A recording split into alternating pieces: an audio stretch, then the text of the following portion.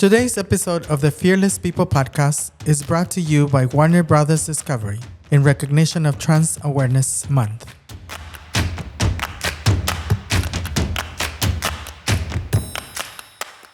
Hello, beautiful people. This is Bamby Salcedo greeting you and sending you so much love and appreciation. Before we start, I want to acknowledge the land where we're standing on today and the land to wherever you may be. I am here in Tongbalan in Los Angeles, and this time that we're together, I want to invite the four elements that ignite our being. I hope that our conversation sparks the fire that we all have within and that it inflames all of our listeners and viewers to understand and to take action. I hope that the water helps our conversations and thoughts to flow freely with no limitations or barriers. I also hope that the wind inspires all of us to deliver the message that our people need to listen today, and that it penetrates our hearts and minds, and it continues to provide the strength that we need to continue to move forward in this world. With much humbleness, I also would like to call upon Mother Earth, who continues to provide for all of us to exist. We ask our Mother Earth to feed us with the strength and power, and that we feed us all to the people who are listening. It is with great honor that we invoke the spirits of our ancestors to guide us and to give us strength, intelligence, and tenacity to continue to move forward in this world, and to continue to fight for what is right to all of our peoples. Today, I have the distinct honor to have an amazing individual who I would like to say is my sister in the struggle. Yes. Ms. Arburtha Franklin is an individual who is full of strength and so amazing and so beautiful. And so I'm gonna allow the opportunity for you to introduce yourself. Yes, thank you so very much. I first want to thank you so very much for giving me a platform to express, how I've been feeling and how my world has been and how things have been going for myself as I help the community. I appreciate that. Of course. Born in 1964 in East Los Angeles at White Memorial Hospital, actually. I grew up. So you're a true Angelique. Yes, I really am, and I love that. I grew up in Claremont, California, which is basically we moved there. I was one of the only Black people that were there at the time, and I went to an all-white school, and I grew up just blocks away from the Claremont colleges. That being said, it was 1969 when I started going to school. This was the same time that they had busing for, to desegregate everything. But my family did even more than that. They actually moved into Claremont, California. And that was a tumultuous time of my life, being stripped from... In which way? Well, I didn't grow up with my culture. Okay. And I grew up in a culture that really struggled against us. Especially in those times. Yes, at that time, 1969. So that was a difficult period of time. I struggled with it. I was a chronic runaway. My father, even said, don't wash, they used to call me Franco, that was my name. They said, don't wash Franco's clothes. They'll run away.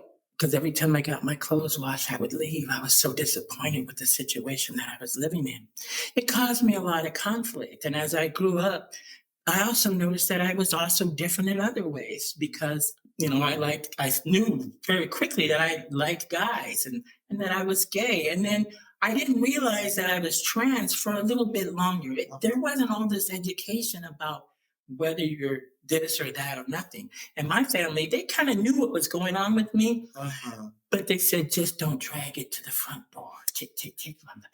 How were you when those feelings sort of started to resurface? Yeah, I know I started smoking weed and drinking very early, like 11 years old. Okay. So I started to try to medicate myself to cope with the anxiety and the I would say disproportionately being discriminated against that I could see pretty much from the start. It was not hard for me to see it, even though I was still didn't understand everything. Mhm. I realized that But you were living it. yeah, I knew that this was not a place that I should have been in like this. But anyhow, I struggled. Along with that, I was very smart in school.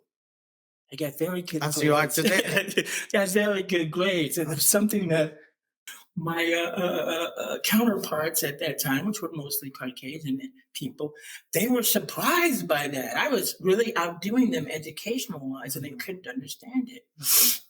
But that just made things worse for me. So it was hard for me to make friends because I was always either I was a leader or a loner. That was it. Those were my two choices. And so I was basically by myself for a while. Growing up as a teenager was tough too. Even though I had girlfriends, I was itching toward the other side, and I did have some, situations where I was with boyfriends, and I would go to house parties.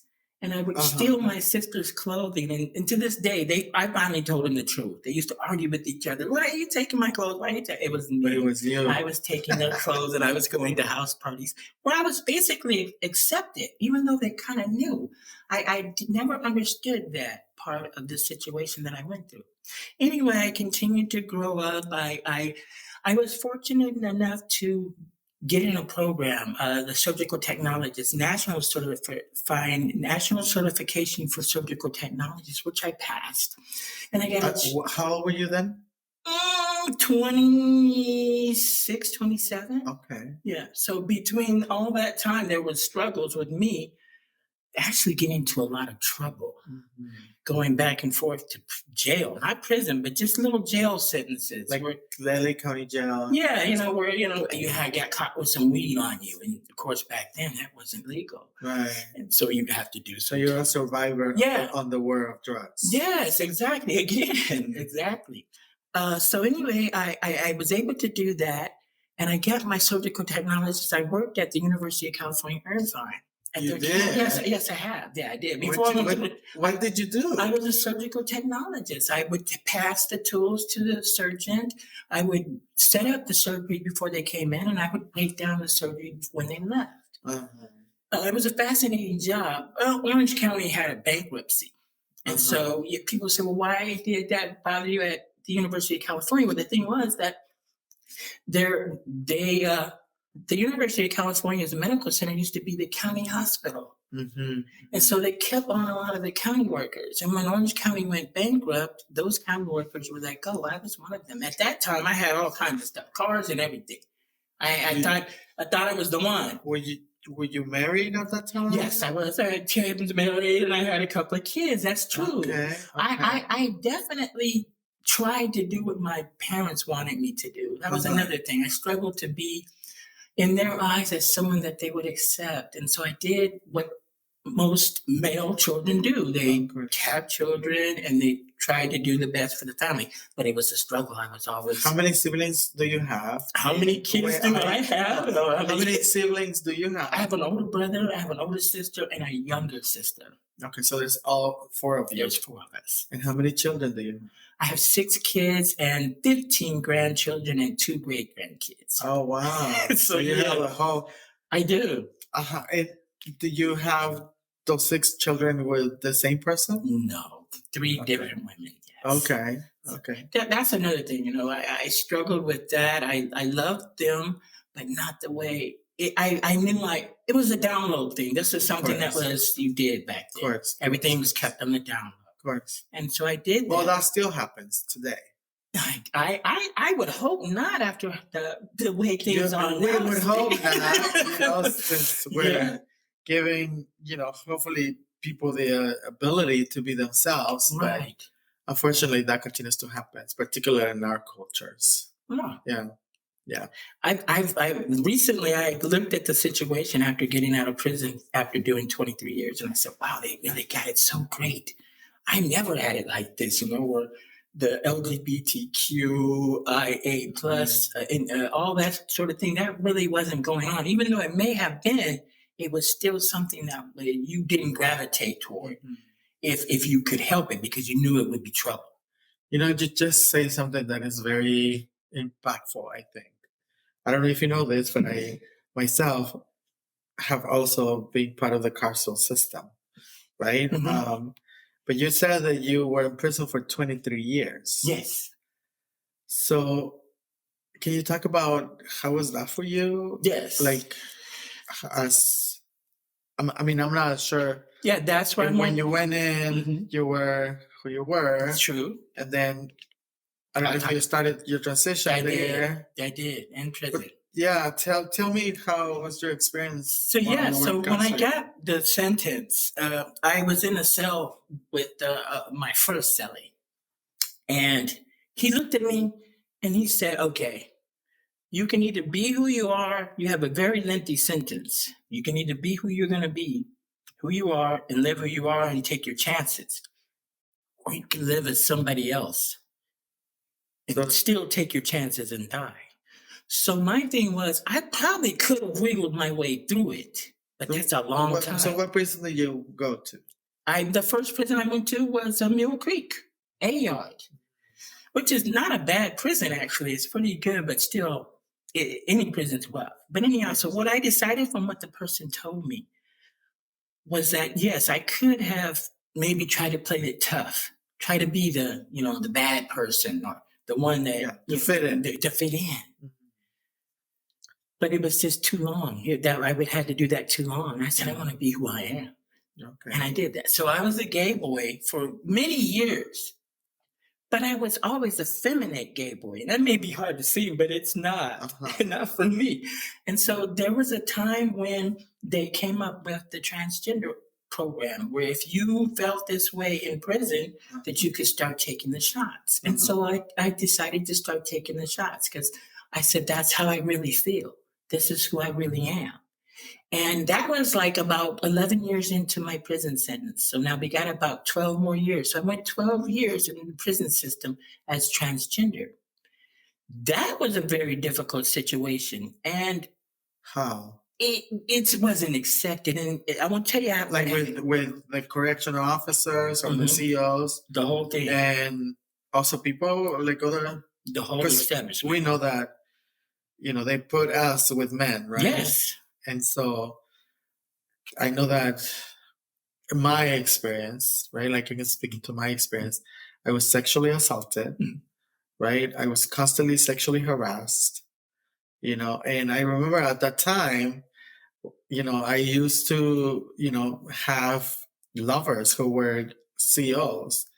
And back then they didn't allow us to have like bras or anything like that. You're right. And so the CEOs were the ones who would bring me lipstick from the outside, pencils, makeup, and other things, even drugs. That's right. Yes, I've seen that a lot. Yeah.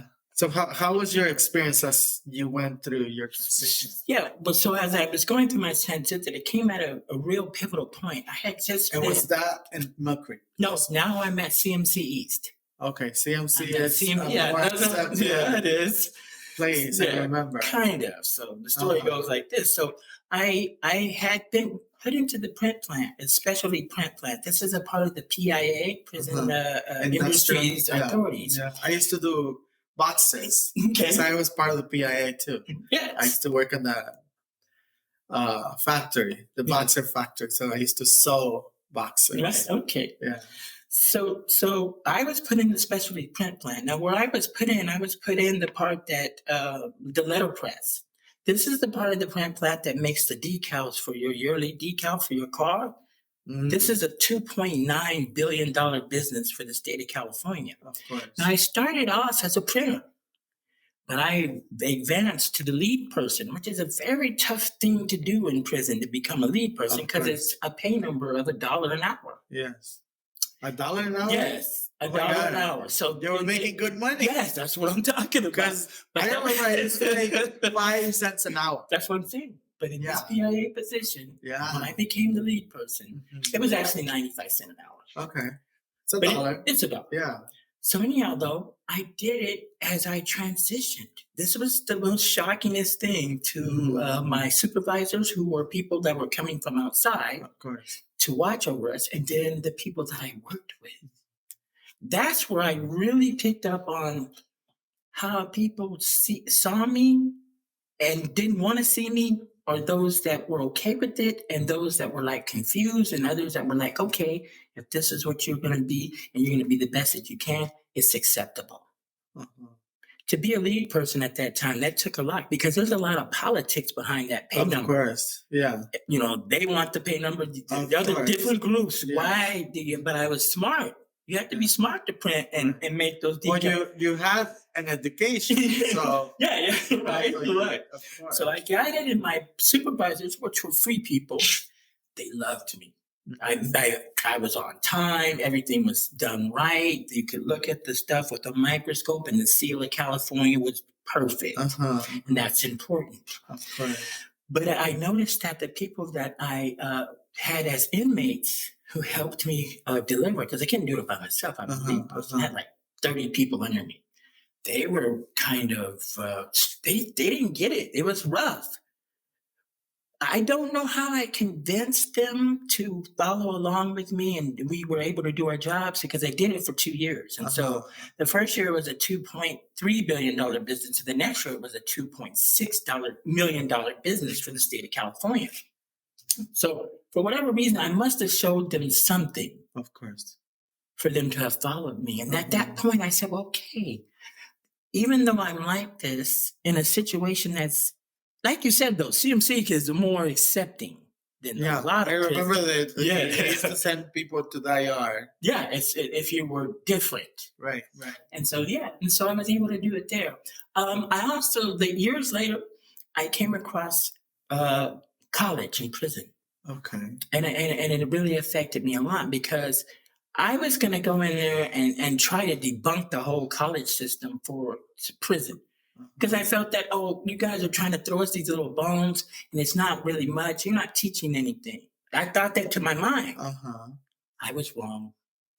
So when I went in, it really opened up my mind. Even though I had been smart before, the college degree I have in social and behavioral science, which is an associate's degree from Coastline Community College, it opened me up to culture. It opened me up to the different ways that we're being treated.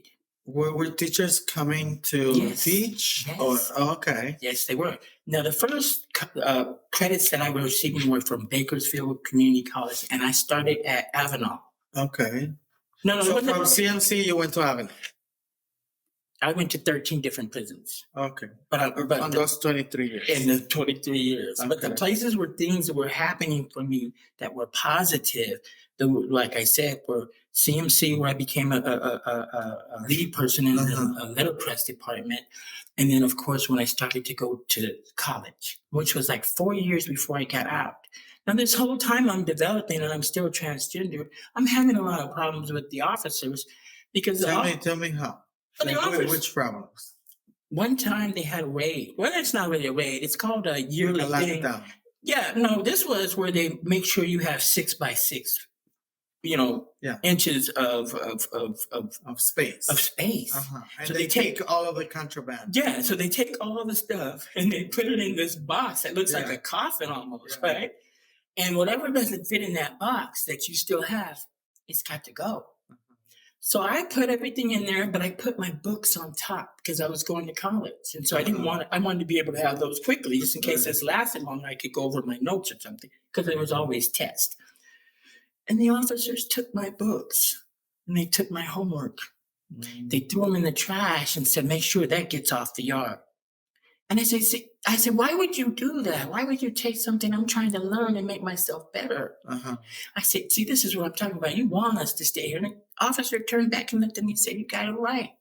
And when I thought about it, it was hard for them to see us going to college. Most of them only had GEDs. Right. And here we are going to college and excelling. I was still a great student. I graduated with a 3.57 grade point average. I don't have to mention that, but I've always been proud of my education. And I believe education is an important part for our community too. Uh-huh. Are you planning to continue your education? I would like to. I was talking to a colleague the other day about returning to school and how it gives me a chance to hear other views. Because at almost 60 years old, I get caught up in my own way of thinking real quick. Yes, of course. I think we all I get caught up in my own way of thinking. And when I go to these classes and I sit in the classroom and I hear these other people's way of seeing things, it opens up my mind. Of course. Of course. Yeah. So when do you think you might go back to school? So right now you have an associate's degree. Yes. And would you like to get a BA or I would like to get a bachelor's. I would get a bachelor's. I would love to get a bachelor's. It's very time. On what? I still think I would want it to be in social services or social sciences of some sort. I would support that and go forward with that. Before I came to your organization and became the our organization. Yes. So tell us about what you do then. Okay, well, I'm the front desk associate, and I'm the first person that most people see when they come to TransLatin Coalition. It's my job to make intakes, set intakes, and then the client does the intake. And there's a lot of navigation from the point when they come in to needing our resources to the point where they come back and say, thank you. I'm doing so well. In fact, they even give us donations, and that does happen. And I get a chance to see that in our clients. So my job is to navigate them from the first day they come to when they come back, and I call their case manager, or I find ways to help them with getting clothes, and of course, food, and then of course there's so many factors to the job. A lot of our clients don't have a way to take showers. I make sure to navigate them and show them where they can go and get showers and wash their clothes. That's a big problem for a lot of our clients, getting their clothes washed. Yeah. And so it's so important that sometimes the smallest things are sometimes so much important, because when you go to a job interview, you need to be clean. Of course. You know what I'm saying? Yeah. And you have to have that. It's not something that happens overnight. If you've been on the street for 4 or 5 years, it's hard to come out of that particular look, just like that. So from the point of the time when they come and needing our resources to the time when they can come back with a job, housing, permanent housing, it's amazing when I see that. It really is. Thank you. Yes, it is amazing.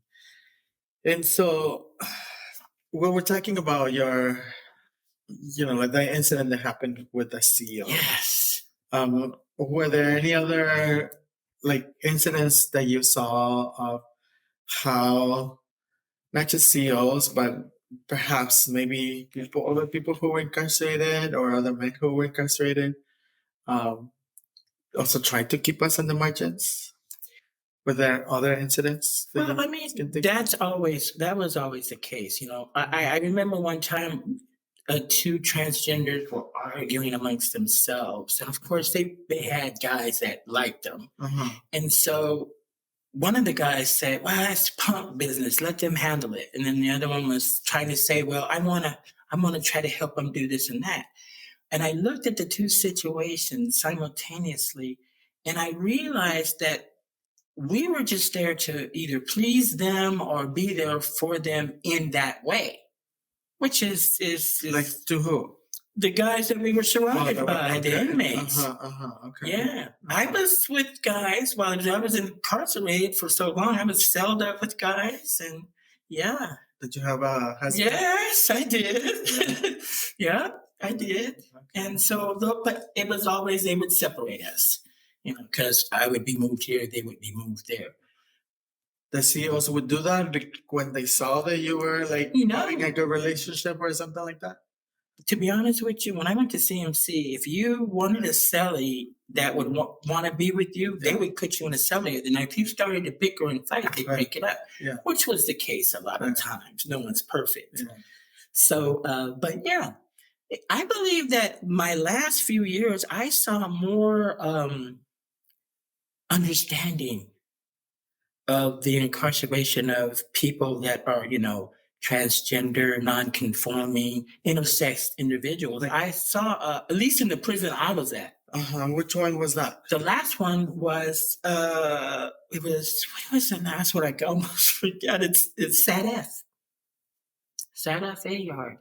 What is that? SADF is right next to, it's in Bakersfield, it's right next to Salinas Valley. Okay. So the SADF's sister prison is Salinas Valley. Okay.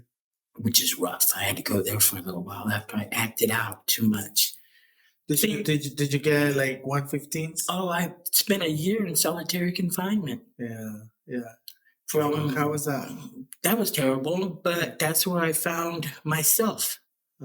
I was able to actually find out who I am and what was me. So you did a shoe program? I did do a shoe program. Yeah, I did a couple of shoes. I did a shoe. Yes, I did. Yeah. And you know what? When I first went into the shoe, I was terrified of being alone. And when it was time for me to leave, I didn't want to go. I was so cool with what the situation. Yes. Yeah. I didn't want to go. So you say you found yourself. Like, tell me a little more about what happened. How were you able to find yourself in solitary? Yes, I had been at Vacaville. I was at Vacaville. I was at Vacaville. Yes, I was at Vacaville for a couple of years. When I was at Vacaville, they had these. There was a Buddhist person that would come in, but they would do these things where they would bring food, and they have potlucks, and you could go and you could be a part of this. Of course, at the time I wasn't, but anyhow, they were going around with this sign up sheet, so I thought it was sign up for the next session, celebration or event. And so gathering. The next gathering. So I quickly signed up and put it away. Well, 3 months later, they moved me to Solano, which is Vacaville's sister. Right next door.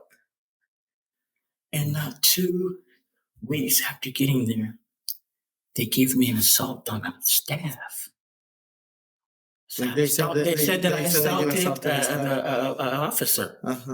And so they threw me in the shoe. Now, this is the first time I was in a shoe, and it was horrifying. I mean, I didn't know. There was a day I think I literally scratched on the door knowing I couldn't get out like that. Yeah. But lo and behold, I get some mail. It was a Buddhist literature. You know, when you're in a shoe, you'll read anything, even toothpaste. You'll read a toothpaste bag of toothpaste. Believe it or not, when I was in the shoe program, that's how I started reading English. Okay. Then, there used to be this guy that would come by with a little card with books. Yeah.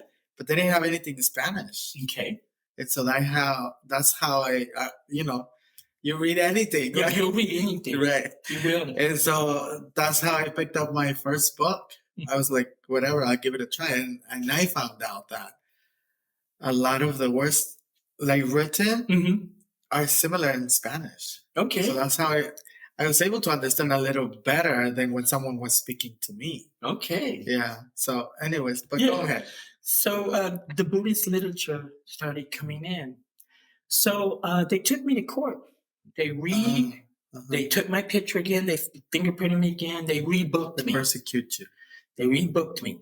And they arraigned me on assault on a peace officer. And at the time, I'm already got a 23-year prison sentence with 2 strikes. So that means if I get this 3rd strike, now it's not a strike anymore. But back when I was, I'd have been a lifer. And that was miserable. Of course. And now I'm in my own cell by myself. I'm going back and forth to court on almost a life sentence.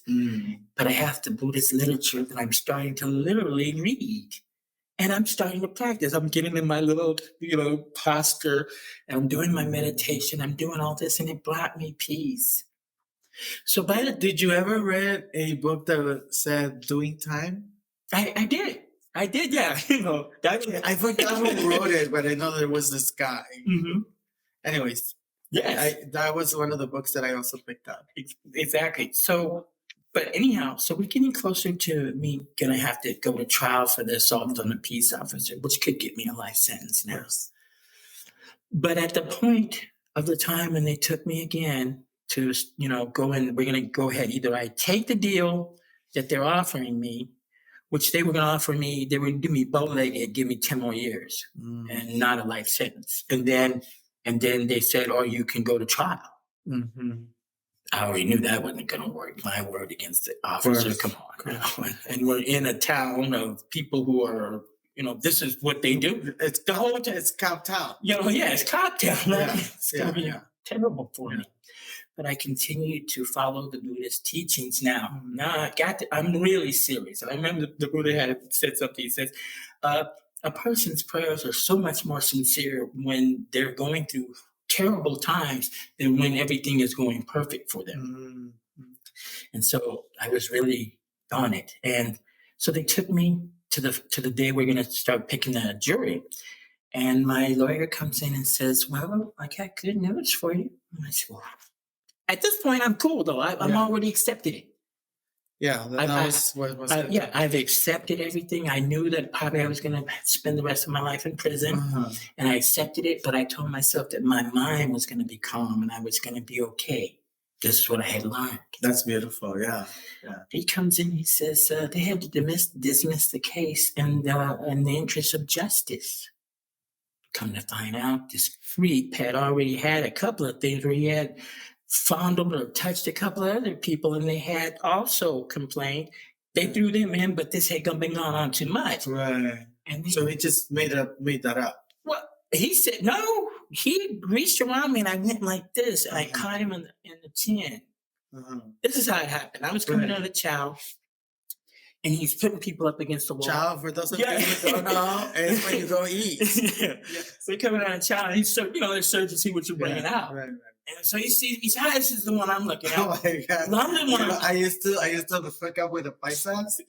And I would bring tomatoes out and chiles and all kinds of stuff. Yeah, we can cook outside. That's right. So you make the little things right. I had a hot pot. I was the mula. The mula. La mula to bring vegetables out. Yes. Yeah. So I'm coming up. And he looks at me, I'm dressed up, I got my hair all twisted up, and I'm wearing my clothes tight and everything. He said, this is the one I want. Get on the wall. So I get on the wall, and I put my hands on the wall, and nobody to search me. So anyhow, he says, he grabs my booty, though. He says, this is the one I want to see. And it was like a knee jerk. I just went like this, bam, but caught him right across his chin. He crumbled. That's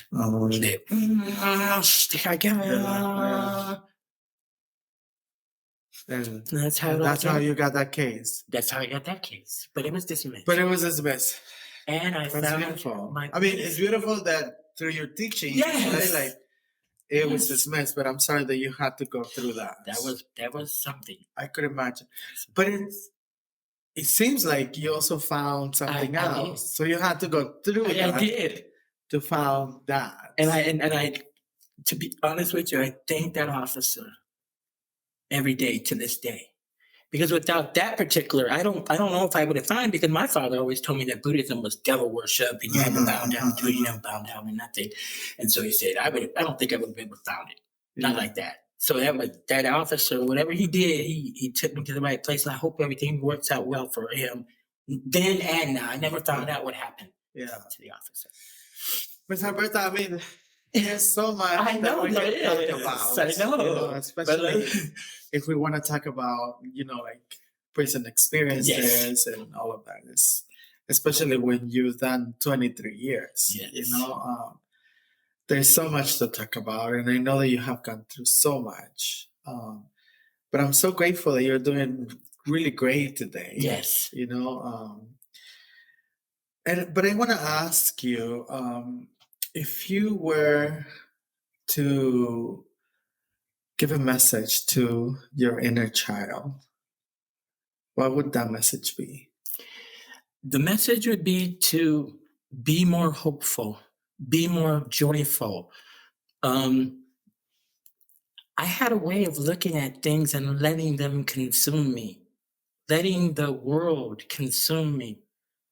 And the world is, it's a very confusing place, even today. You know, there's so many things that we got going on, especially in our community: homelessness, mental health issues. And it just doesn't seem like anything is being fixed.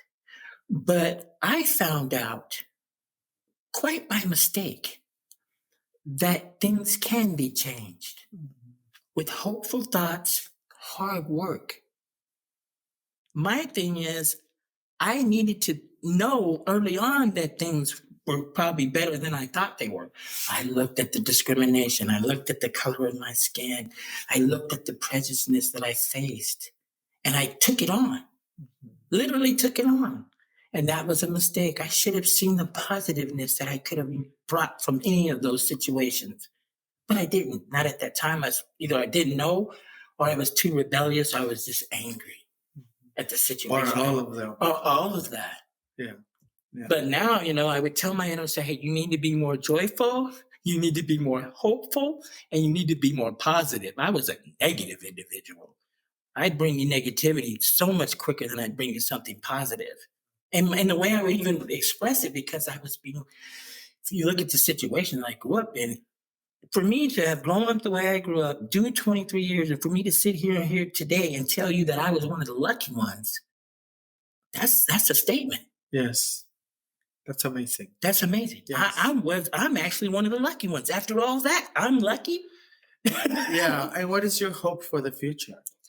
My hope for the future is that I believe that, just like I just said before, that if we get together as an organization, as individuals who are responsible and understand how to make the positive change, which comes at the legislative level in this country, that's what it takes. In other places, you would think, okay, this is common sense, let's do it. But here, you have to change everything at the legislative level. Mm-hmm. Grassroots, they work. But they had a grassroots with Martin Luther King a long time. And that was over 50 years ago. And I know things have changed, but they've also stayed the same. Yeah. In many ways. Yeah. I believe the type of change that we need has to come at the legislative level. It really does. Amazing. Thank you. You're welcome. Thank you so much. Beautiful people, as you know, we have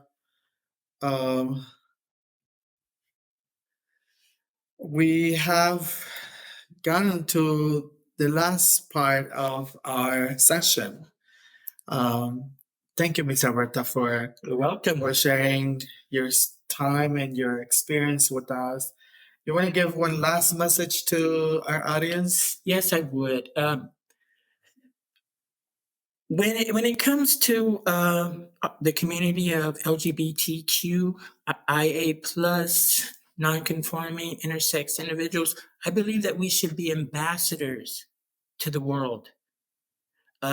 Goodwill ambassadors. Too many times I see us falling into what I fell into, the same trap of being what they see us as. So let's not do that. Let's be ambassadors to the world. Let's show them what we're really about: strength, empowerment, leadership, voting. Yes. Thank you so very much. I appreciate it, Ms. Arburtha. Beautiful people, we want to thank you so much for tuning in, for sharing space with us, and for learning with us today. Our hope is that we have given you a little bit of knowledge, a little bit of joy, and that you also feel inspired. We hope that you use your power to change the world and that you influence others to also change the world. And always, always, please remember to live free, live out loud, and continue to be fearless. With much love and respect, always. Hasta la próxima. Yay! Yes. The Fearless People podcast is a product of Bamby Salcedo and is produced by Mejia TV and can be found in all major podcast platforms. You can support this podcast by liking this episode and subscribing to it. You can also support my retirement by rating this podcast and following me on social media. Thank you so much.